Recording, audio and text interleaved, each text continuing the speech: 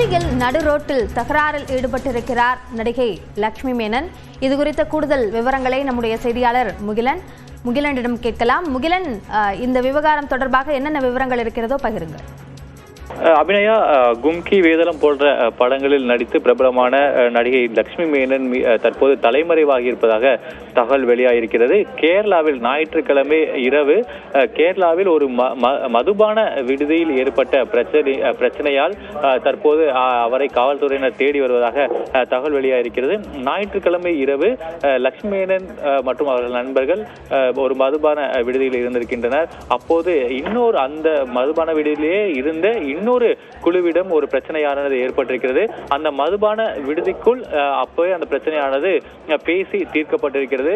ஆனால் லட்சுமி மேனன் மற்றும் அவர்கள் நண்பர் இந்த மற்றொரு குழு அந்த விடுதியிலிருந்து வெளியேறி காரில் செல்லும் போது அந்த காரை மறித்து அந்த காரில் இருந்தவர்களை வெளியே இழுத்து தாக்கியதாக மிதுன் என்ற ஒரு நபர் ஒரு புகாரை பதிவு செய்கிறார். அதைத் தொடர்ந்து 2 பேர் இந்த வழக்கில், அதாவது லட்சுமி மேனன் நண்பர்கள் 2 பேர் கைது செய்யப்படுகின்றனர்.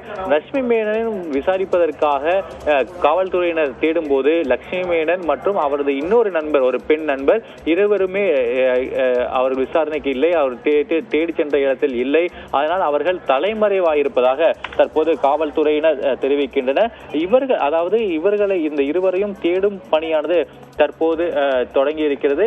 இருவரும் தலைமறைவாகவே இருக்கின்றனர். சுமார் 11:45 மணி அளவில், அதாவது லட்சுமி மேனன் மற்றும் அவர்களது நண்பர்கள் காரில் சென்றவர்களை தடுத்து நிறுத்தி அவர்களை தாக்கிய சம்பவம் தற்போது பெரும் அதிர்ச்சியையும் ஏற்படுத்தியிருக்கிறது. அபிநயா, விவரங்களுக்கு நன்றி முகிலன்.